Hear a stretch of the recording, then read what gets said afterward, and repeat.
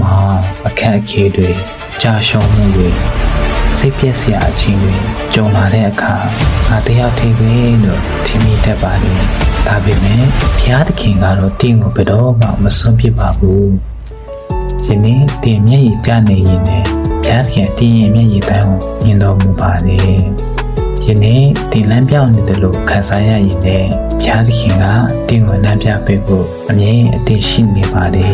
ကျမ်းစာထဲမှာယေရှုကပြောထားတယ်ဆိုရင်ငါဒီတင်းကိုမစွန့်တင်းကိုအလင်းပြေမထားဘူးလို့ကတိပေးထားပါတယ်။ဒါကြောင့်ဘလို့အခြေအနေမျိုးပဲရောက်နေပါစေ။မင်းချက်ကိုမလွတ်လိုက်ပါနဲ့။ဆုတောင်းပါဘုရားသခင်ကိုယုံကြည်ပါ။ဒီနေ့တင်ကြုံတွေ့နေရတဲ့ပြဿနာဟာထာဝရမဟုတ်ပါဘူး။ဘုရားသခင်ရဲ့အချိန်ရောက်လာတဲ့အခါတင်းအတွက်လမ်းဖွင့်ပေးပြီးတင်းရဲ့အားနည်းမှုကိုခွန်အားအဖြစ်တင်းရဲ့ဝမ်းနည်းမှုတွေကိုပေါ်ညခြင်းအဖြစ်ပြောင်းလဲပေးပါလိမ့်မယ်။ယေရှုပြားက